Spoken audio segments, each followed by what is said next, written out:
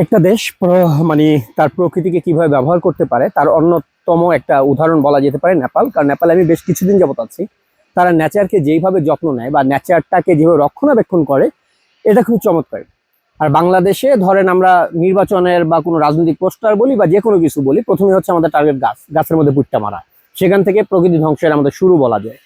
তারপরে ধরেন অনেক ধরনের এই ধরনের ব্যাপারগুলো রয়েছে, যেখানে আপনি দেখবেন বাংলাদেশের নেচার নিয়ে কারো কোনো মাথা ব্যথা নাই, নেচারকে তারা কোনো রকম মূল্যায়ন করে না। কিন্তু নেপালের একটা জিনিস হচ্ছে, এখানে তারা পাহাড় কাটে না, তারা কোনো মানে প্রকৃতিকে ধ্বংস করে না, এর মধ্যে মধ্যে তারা বাড়ি করে বা যাই করে। তার চাইতে বড় গুরুত্বপূর্ণ বিষয় যেটা আমার কাছে মনে হয়েছে নেপালে এতদিন থাকার পরে, নেপালের ট্যুরিজম। নেপালে কিন্তু আপনার কি বলে যে অন্য কোনো বাণিজ্যিক বা অন্য কোনো ইয়েগুলো খুব কম, শিল্প কারখানা বা অর্থনৈতিকভাবে ওদের অর্থনীতির অন্যতম চালিকা শক্তি বলা যায় হচ্ছে কি ট্যুরিজমকে। প্রথমত টুরিস্টের সেফটির ব্যাপারটাকে নেপাল এত প্রায়োরিটি দেয়, যেটা বাংলাদেশে কোনোভাবে সম্ভব না।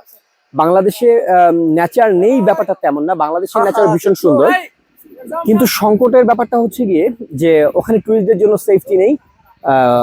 যেরকম কক্সবাজার আপনারা প্রতিনিয়ত আমরা দেখতে পাই, বিদেশি কোনো টুরিস্ট এলে তাকে কিভাবে হেনস্থা করা হয় চীন থেকে বা বিভিন্ন জায়গা থেকে। কয়েকদিন আগে চীনের একটা ভিডিও ভাইরাল হয়েছিল, চীনের একজন হচ্ছে গিয়ে কি বলে যে টুরিস্ট, তিনি বাংলাদেশে এসেছেন, তাকে নিয়ে একজন ইউটিউবার নামে কুখ্যাত একটা ছেলে, ও হচ্ছে গিয়ে ভয়ঙ্কর রকমের তাকে এক ধরনের কি বলে যে আপনার ডিস্টার্ব করছিল, তাকে অপমান অপদস্থ করছিল।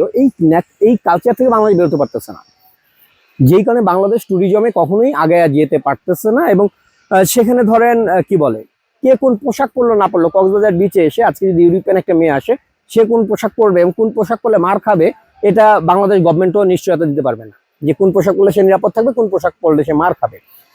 তো এইরকম করতে করতে একটা দেশকে পুরো ধ্বংস, রাজনৈতিকভাবে ধ্বংস, অর্থনৈতিকভাবে ধ্বংস, সবভাবে করা হয়েছে। কিন্তু এই নেপালে বসে আমার একটা জিনিস খুব কষ্ট লাগে, যে চাইলেই বাংলাদেশ তো অন্তত পক্ষে সাউথ এশিয়ার ট্যুরিস্টদের একটা অন্যতম জোন হতে পারতো, কিন্তু সেই জায়গাটা হয়নি। কারণ আমরা এতটাই অসুস্থ একটা জাতি, এবং ট্যুরিস্ট যারা যায় তারা প্রতিনিয়ত আসলে ঝুঁকি মনে করে বাংলাদেশটাকে, তাদের কাছে বাংলাদেশ একটা ঝুঁকিপূর্ণ দেশ। এই কারণে বাংলাদেশের প্রাকৃতিক সৌন্দর্য থাকার পরেও বাংলাদেশে কোনো ট্যুরিস্ট আসে না।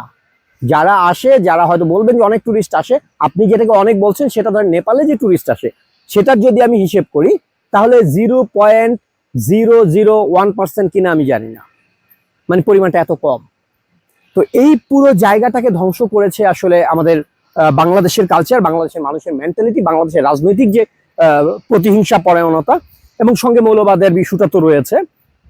মৌলবাদের ইস্যুটাকে যদি আপনারা দেখেন, যে বাংলাদেশে মৌলবাদীদের কাছে নারীরা যেরকম অনিরাপদ, প্রকৃতি অনিরাপদ। সবার আগে আপনারা বিভিন্ন আন্দোলন সংগ্রামে দেখেছেন বাংলাদেশে প্রধান যেটা বিষয়টা হয়ে ওঠে সেটা হচ্ছে গাছ কাটা। মতিঝিল যেই শাপলা চত্বরের ঘটনা নিয়ে চিৎকার চেঁচামেচি করে, আপনাদের মনে থাকবার কথা, সেই শাপলা চত্বরে হেফাজত প্রথম যে আঘাতটা করেছিল, রাস্তার মাঝখানে যে গাছগুলো ছিল সবগুলো গাছকে তারা কেটেছে। প্রকৃতি ধ্বংসের মানে বাংলাদেশে যে কোনো দলমত নির্বিশেষে আপনি বলেন, এই নেচারের প্রতি কারো কোনো কালেই দয়া ছিল না, কোনো মায়া ছিল না, যেই কোনো এই বাংলাদেশটা একটা ডাম্প হিসেবে তৈরি হয়েছে। অথচ নেপালের চাইতে আমাদের প্রকৃতি কোনো অংশেই কম ছিল না। শুধু মানুষের মনস্তত্ত্ব, মানুষের চরিত্র, আমাদের যে সুন্দর প্রকৃতি, সেটা থেকে পুরো পৃথিবীকে যেরকম বিমুখ করেছে, তেমন মানে কি বলে যে জঙ্গি একটা রাষ্ট্র হিসেবে প্রতিষ্ঠা করেছে। স্বাভাবিক যে মানুষ, যারা সুস্থ মানুষ, তাদের জন্য অনিরাপদ একটা রাষ্ট্র হিসেবে মানে প্রতিষ্ঠা করেছে এই বাংলাদেশকে।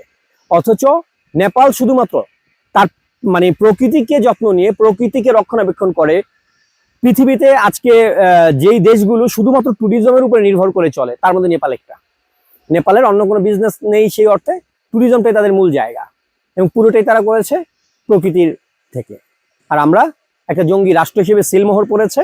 বাংলাদেশে ট্যুরিস্ট এলে সে বাংলাদেশ থেকে আসলে ফিরে যেতে পারবে কিনা সেটা নিয়েও মানুষ অনিশ্চয়তায় ভোগে। ধন্যবাদ সবাইকে।